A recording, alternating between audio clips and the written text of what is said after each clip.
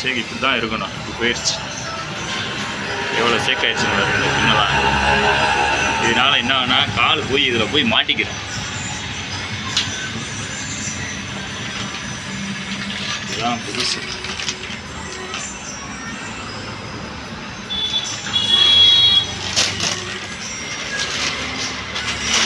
புதுசு பார்த்தீங்கன்னா சேக் இருக்க மாட்டிட்டு உங்களுக்கு காமிப்பாங்க.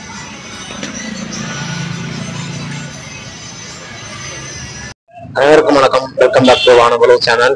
ஸோ இதுக்கு முன்னாடி ஒரு சின்ன ஷார்ட் வீடியோ மாதிரி முன்னாடி ஒரு 30 செகண்ட் வந்து 2000 இருந்துச்சு. அதை பார்த்தீங்கன்னா இந்த கிக்கருக்கு வந்து மெக்கானிக் அவர்கள் வந்து ஒரு நல்ல விளக்கம் கொடுத்துருந்தாங்க.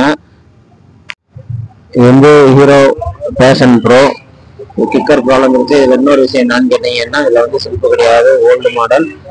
கிக்கருக்கு வர்ற ஆயில் சீல் வந்து டேமேஜ் ஆகி ஆயில்லாம் வந்து வெளியே வர ஆரம்பிச்சிருச்சு.